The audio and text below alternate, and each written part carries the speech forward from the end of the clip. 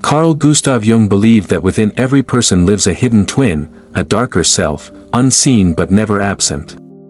He called it the shadow. The shadow is not an illusion, nor a passing mood.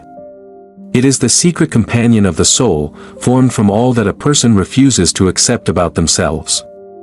Anger, envy, fear, forbidden desires, everything rejected from the light of consciousness gathers here, shaping the undercurrent of human life.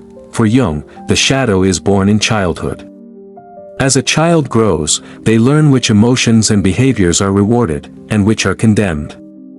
The parts that society welcomes are kept, while the rest are cast away, but what is cast away does not disappear. The silenced rage, the swallowed pride, the unspoken longing, all retreat into the unconscious.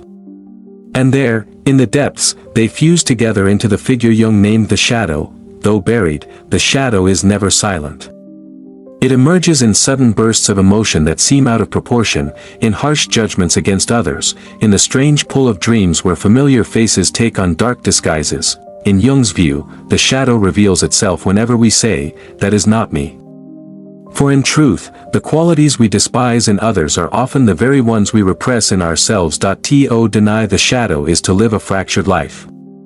Jung warned that what is repressed does not weaken, it strengthens.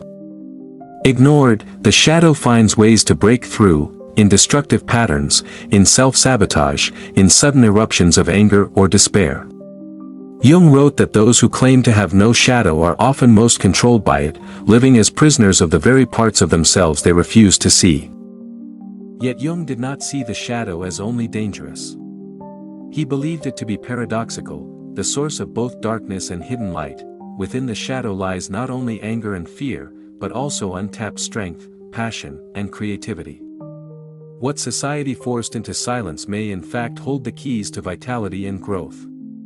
To banish the shadow entirely is to banish one's own depth, to live half a life.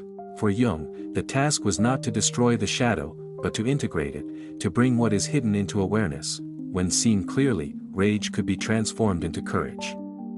Envy could become a guide toward hidden desires.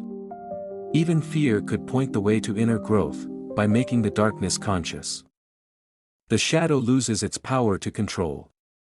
Instead, it becomes a source of wholeness, a forgotten half of the self finally restored. Jung taught that enlightenment is not achieved by clinging to light alone, but by embracing the darkness within. The shadow does not vanish when it is faced, it becomes integrated, balanced, and understood.